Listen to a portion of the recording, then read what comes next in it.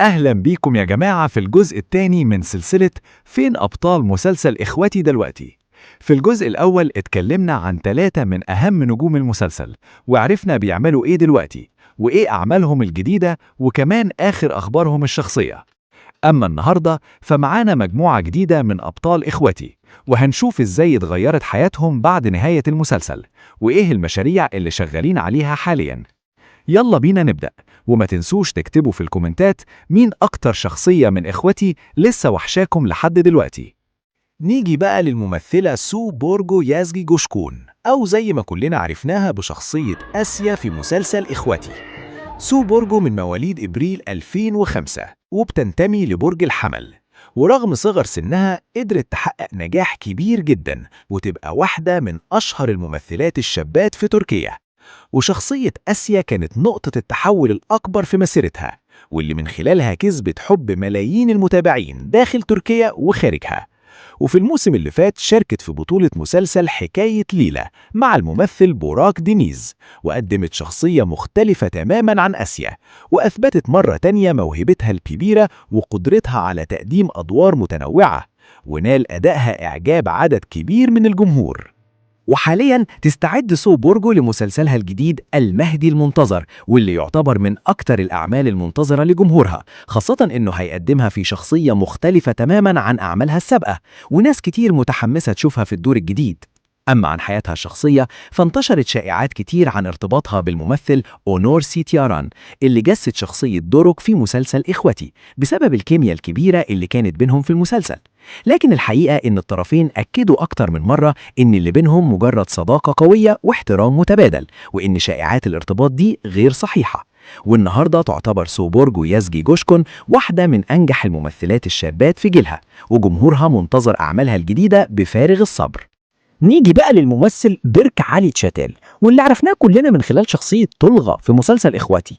بيرك علي تشاتيل من مواليد مارس 1995 ومن برج الحوت، ويبلغ من العمر 31 عاما. بدأ مشواره الفني في سن صغير، وشارك في عدد من الأعمال التركية، ومن أشهرها رب الأسرة وأحبني هكذا والوطن هو أنت والحفرة والغرفة الحمراء، قبل ما يحقق شهرته الأكبر من خلال شخصية طلغة في مسلسل إخواتي. أما عن حياته الشخصية فالجمهور كان دايما مهتم يعرف أخبار علاقاته العاطفية، خصوصا بعد انتشار أخبار ارتباطه بالممثلة نيل سو يلماز اللي جسدت شخصية جميلة في مسلسل إخواتي. وظهرت تقارير كتير وقتها بتقول إن الثنائي وجد الحب خلال العمل معا، وأصبح من الثنائيات المحبوبة عند جمهور المسلسل. وبالمرة نتعرف على الممثلة نيل سو يلماز، واللي عرفناها كلنا من خلال شخصية جميلة في مسلسل إخوتي. نيل سو من مواليد فبراير 2001 ومن برج الدلو. بدأت نيل سو مشوارها الفني وهي صغيرة، وشاركت في عدد من الأعمال التركية، وقدرت تلفت الأنظار بجمالها الطبيعي وأدائها المميز.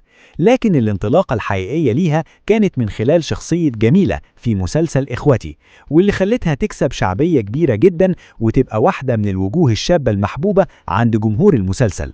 وبعد نجاحها في إخوتي وصلت نيلسو مسيرتها الفنية، وكان من أبرز أعمالها مسلسل المشردون، واللي قدمت فيه شخصية مختلفة وأثبتت من خلاله قدرتها على تقديم أدوار متنوعة بعيداً عن شخصية جميلة.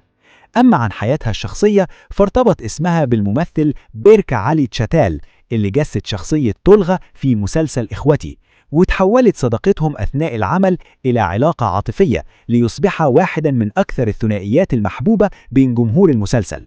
وعلشان برضو الفيديو ما يطولش أكتر من كده هنكتفي لحد هنا، لكن لسه في نجوم كتير من أبطال مسلسل إخواتي ما تكلمناش عنهم، ولسه في أخبار وأعمال جديدة تستحق نتكلم عنها.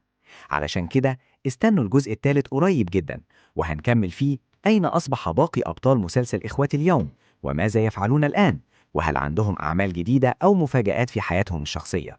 وما تنسوش تعملوا لايك واشتراك، وتكتبوا في الكومنتات مين أكتر ممثل أو ممثلة مستنيين نتكلم عنهم في الجزء الثالث.